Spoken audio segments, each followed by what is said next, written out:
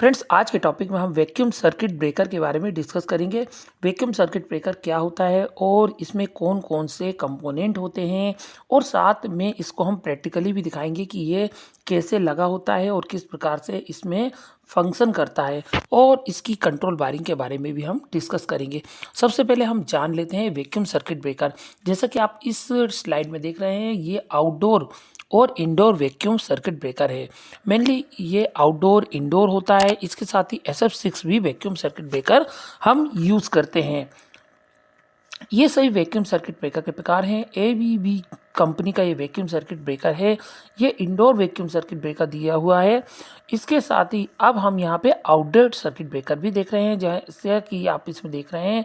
इसमें ये इसके अंदर जैसा अरेंजमेंट होता है वो यहाँ पे दिया हुआ है। यहाँ पे एक रॉड लगी होती है जो कि वैक्यूम सर्किट ब्रेकर, जैसे कि ये आउटडोर वैक्यूम सर्किट ब्रेकर है, इसके मैकेनिज्म को ऑपरेट करती है। ये वैक्यूम सर्किट ब्रेकर में ये रॉड अप और डाउन होकर सर्किट को मेक और ब्रेक करती है। यहाँ पे रिमोट पैनल से ऑपरेट करने के लिए भी एक स्विच दिया होता है। यहाँ पे जो दिया होता है इसे TNC स्विच कहते हैं, और ये यहाँ एक स्विच दिया होता है, इसे रिमोट और लोकल पैनल से ऑपरेट करता है। इसके अलावा एक जैसे ACB में, जैसा कि ACB में दिया होता है, सेम वैसे ही यहाँ पे स्टार्ट स्टॉप और ट्रिप के लिए यहाँ पे दिया होता है। इसके साथ यहाँ पे मोटर को चार्ज करने के लिए हैंडल लगा होता है। अब हम नेक्स्ट स्लाइड में देख रहे हैं, जैसा कि मैंने आपको बताया था, इसमें क्लोज स्प्रिंग दी हुई होती है, जैसा कि यहाँ दिया हुआ है। मैनुअल ट्रिपिंग के लिए यहाँ बटन्स दिया होता है। ऑक्सिलरी कॉन्टैक्ट होते हैं जो कि इसके ओपन और क्लोज होने पे NO और NC में कन्वर्ट होता है। इसमें क्लोजिंग कॉइल भी लगी होती है। और यह ब्लैक स्टेटस इंडिकेटर, यहाँ ब्रेकर का स्टेटस क्या है, ये क्लोज है कि ओपन है, ये यहाँ पे इसको बताता है। इसके साथ ही स्प्रिंग चार्ज और डिस्चार्ज का भी इंडिकेटर होता है। जैसे ये स्प्रिंग चार्ज हो जाती है, मोटर इस स्प्रिंग को चार्ज कर देती है, तो ये इंडिकेशन भी यहाँ पे बताता है। और इसके साथ ओपन को क्लोजिंग पॉइंट लगी होती है, वो भी यहाँ बता रहे हैं। और स्प्रिंग चार्जिंग मोटर है, वो यहाँ पे इंडिकेट किया हुआ है। ये आप पूरे इसके मैकेनिकल सिस्टम को आपने यहाँ पे देख लिया है कि इसके अंदर किस प्रकार से पूरा मैकेनिकल अरेंजमेंट होता है।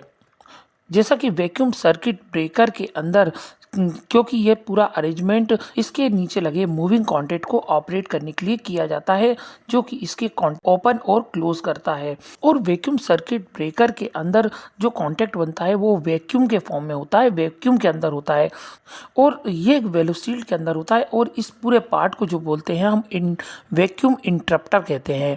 इस वैक्यूम इंटरप्टर, जैसा कि इसमें आप देख रहे हैं, ये वैक्यूम इंटरप्टर है। इसके अंदर किसी भी जो सर्किट है क्लोज और ओपन होता है। जैसा कि आपने इसमें देख लिया, ये वैक्यूम सर्किट ब्रेकर का सिस्टम दिया हुआ है। और इसके अलावा इसमें जो प्रिंसिपल है वो भी मैं यहाँ पे आपको दिखा देता हूँ कि इसके अंदर जो प्रिंसिपल होता है, यहाँ पे जब हाई वोल्टेज का इसमें जब स्विचिंग होता है, इसमें जो मेटल कांटेक्ट होता है वो वेपर में कन्वर्ट हो जाता है। और वेपर में कन्वर्ट होने के बाद इसमें क्योंकि हाई वोल्टेज की स्विचिंग होगी तो उसमें बहुत ज़्यादा आर्क जनरेट होगा।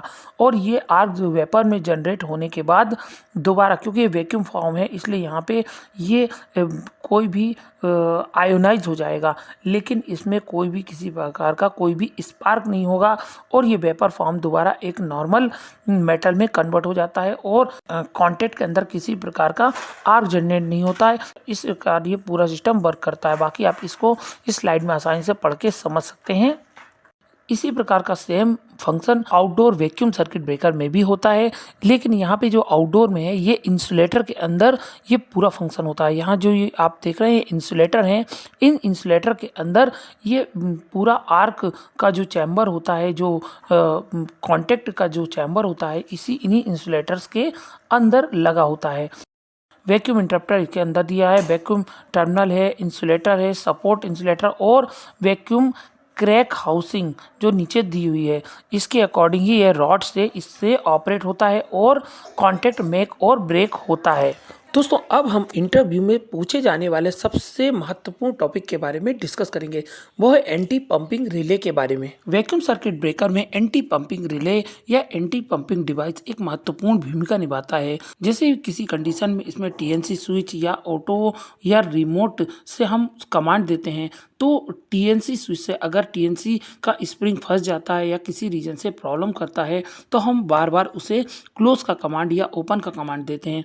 क्लोज और ओपन के कंटिन्यूस कमांड देने की कंडीशन में अगर वीसीबी कंटिन्यू ऑपरेट होगा तो इसका मैकेनिज्म डिस्टर्ब हो जाएगा और ये खराब भी हो सकता है। प्रॉब्लम के सॉल्यूशन के लिए इसमें एंटी पंपिंग डिवाइस या एंटी पंपिंग रिले का यूज किया जाता है, जो कि एक बार क्लोज होने के बाद हम कितने भी बार इसको ओपन क्लोज की बार बार कमांड देंगे ये ऑपरेट नहीं होगा और ये क्लोज की कंडीशन में स्टक हो जाता है। ये काम एंटी पंपिंग डिवाइस के द्वारा किया जाता है जिससे कि वीसीबी सिस्टम की सेफ्टी बनी रहती है। फ्रेंड्स, अब हम प्रैक्टिकली समझ लेते हैं फील्ड में जाके कि वैक्यूम सर्किट ब्रेकर कैसे ऑपरेट होता है और कैसे लगा हुआ। जैसा कि आप अब फील्ड में देख रहे हैं कि ये वैक्यूम सर्किट ब्रेकर का सब स्टेशन में लगा हुआ पैनल है, जो कि वैक्यूम सर्किट ब्रेकर आउटडोर में ऑपरेट हो रहा है। तो इसका ये पूरा सिस्टम आउटडोर में लगा हुआ है और ये इसका वीसीबी का ये पैनल दिया हुआ है और इसके साथ ही यहाँ पे इन दोनों से ये ऑपरेट होती है। हम इससे चाहे लोकल ऑपरेट कर सकते हैं या रिमोटली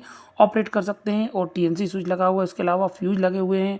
इसका कंट्रोल सिस्टम जो है इसके अंदर लगा हुआ है और इसके अलावा यहाँ हीटर और भी सिस्टम लगा हुआ होता है जो कि आउटडोर में काम आता है। इसके अलावा यहाँ पे इसको यहाँ पे लोकल स्टार्ट और स्टॉप या ट्रिप या क्लोज करने के लिए स्विच ग्रीन और रेड स्विच दिए हुए हैं और चार्ज करने के लिए यहाँ पे हैंडल दिया हुआ है जिसको चार्ज करता है, स्प्रिंग को चार्ज करता है, वीसी को ऑपरेट करता है।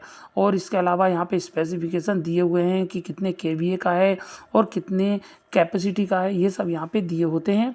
यहाँ पे मैं आपको दिखा रहा हूँ वीसीबी का ये रिमोट पैनल है जहाँ से इस ऑब्जर्व किया जाता है या टीएनसी स्विच से इसको ऑपरेट किया जा सकता है।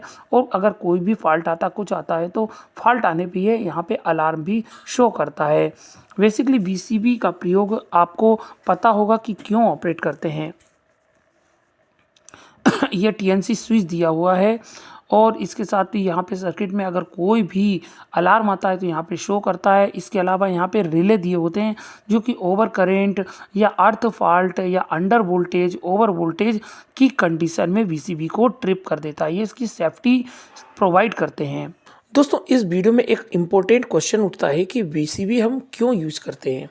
वीसीबी मेनली किसी भी इलेक्ट्रिकल सब स्टेशन में ट्रांसफार्मर की सेफ्टी प्रोवाइड करना या एसटी लाइन के सब स्टेशन को ट्रांसफार्मर की सप्लाई से आइसोलेट करने के लिए किया जाता है। अगर कोई भी फॉल्ट आता है, चाहे कि वो एसटी लाइन के सब स्टेशन में आए या फिर एलटी लाइन के सब स्टेशन में हो, ऐसी कंडीशन में वीसीबी ट्रिप होता है और ट्रांसफार्मर और सब स्टेशन की सेफ्टी बनी रहती है। इसलिए हम किसी भी सब स्टेशन में वीसीबी का यूज करते हैं। इसके अलावा गवर्नमेंट के नॉर्म्स के अनुसार अगर आपका इलेक्ट्रिकल सब स्टेशन 1000 केवीए के ऊपर है तो आपके लिए वीसीबी कंपलसरी हो जाती है। तो दोस्तों, आज की इस वीडियो में मैंने बहुत से टॉपिक्स कवर किए जो कि आपको समझ में आ चुके होंगे। आने वाले वीडियो हम इलेक्ट्रिकल वायरिंग के बारे में भी डिस्कस करेंगे जो हम वीसीबी में करेंगे। चलिए दोस्तों, फिर मिलते हैं एक नए टॉपिक्स के साथ। तब तक के लिए जय हिंद।